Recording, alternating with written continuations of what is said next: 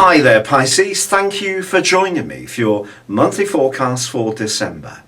This is a month which begins with your ambitions or your role in life very much underscored by the presence of the Sun, Saturn and Mercury all in the sign of Sagittarius, which for you is your 10th solar house. Whether you're ambitious in a traditional career-led way or you've got your own goals which are more personal, they're certainly going to come into the spotlight. But how you want to get to these goals isn't necessarily going to be without a certain amount of sweat and perspiration. When Saturn's involved in the mix, it's really pressing us. It can actually squeeze a lot of potential out of ourselves, but we have to show an enormous amount of self-discipline, and it can be restrictive. So if you have got a lot of demands on you, whether it's elderly parents to look after, whether it's a busy department through your work, whether you're self-employed and it's about keeping the revenue coming in, or it's to do with a more personal hope or goal, then it can all weigh you down a little bit as December begins. Not least because one of your two rulers, Neptune, continues to square up with Saturn for the whole of this month, and this is still very potent as the month begins. If you remember, this was a backdrop for the whole of November.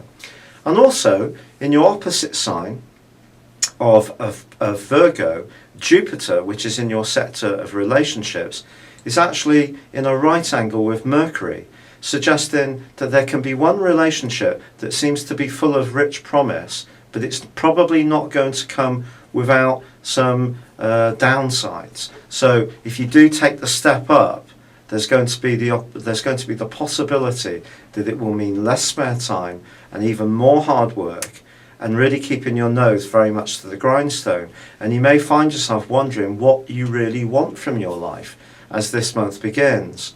There's a quarter moon also in Virgo on the 3rd, which can emphasize this too. If you are dealing with anyone influential, it is going to be important not to try too hard, but also be very conscious of what their expectations of you are. You do need to be as clear as possible about that. On the 4th, however, a delightful change occurs when Venus makes its way into your sister water sign of Scorpio. This can give you a real zest and appetite for exploration. If you're lucky enough to be going overseas or further afield away from home or to a new environment over the Christmas holidays, I do feel that you're going to soak it up and enjoy every single moment. Also, Mercury is set to move on the 10th into a very friendly part of your scope, ideal for the seasonal festivities. On the 11th, there is also a new moon, and this new moon occurs also, of course, in Sagittarius, but forges a broadly very positive link with Uranus. In fact, for the whole of week 2, the Sun and Uranus are forging a great link, which suggests if you can reach out to an opportunity that emerges, even if you have to make a snap decision, even if you're worried about the implications of taking on this greater pressure, do you know there could be an enormous opportunity to make progress towards that key goal? What's perhaps more tricky is Mars's opposition with Uranus, which goes on from the 5th to the 19th. This can bring out the compulsive side of your nature, especially around sex or money. And of course, Christmas does have a cost factor in terms of gifts. If you set yourself a key budget, try not to vary from it. But I do feel that Mars and Uranus are going to be urging you to suddenly give into compulsive impulses, if you like, to splash out, or perhaps to get up close and personal to someone you encounter. Then again, you may find yourself wanting to get away from someone you have been close to if it no longer feels right. Quite a turbulent influence, and quite hard to predict exactly how it will unfold, because that depends on your unique circumstances. But you could find yourself being more outspoken, certainly about deals, and also a touch of ingenuity can certainly serve you well this month. So Uranus is going to be an important influence for you. Now there is also a quarter moon on the 18th in your own sign. This is kind of saying to you that however you were perceived on the back of the quarter moon on the 3rd in terms of the waxing quarter moon. The waning one on the 18th is asking you to be much, much more aware of how your need to be an individual can sometimes get compromised by the need to get on.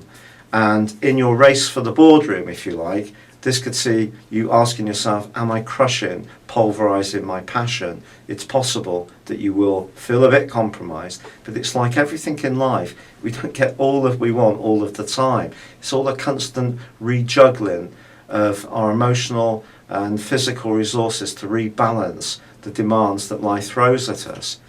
The change of the sun on the 22nd into Capricorn is, however, a great news story for you.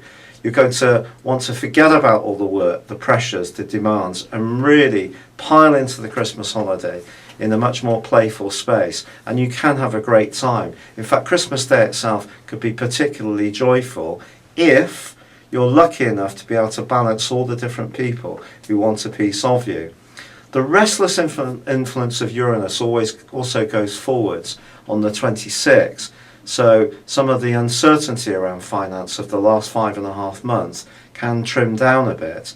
And then right at the end of the month, on the 30th, Venus bursts its way right to the top of your horoscope. If you find yourself having a conversation with someone who's quite experienced about life, quite influential, maybe it is over a drink on a New Year's celebration, but someone could tell you something that's very important. In a romantic context, you may decide to formalise a tie that's going very, very well. Or you could be attracted to someone you meet on New Year's Eve who's much younger or older than you.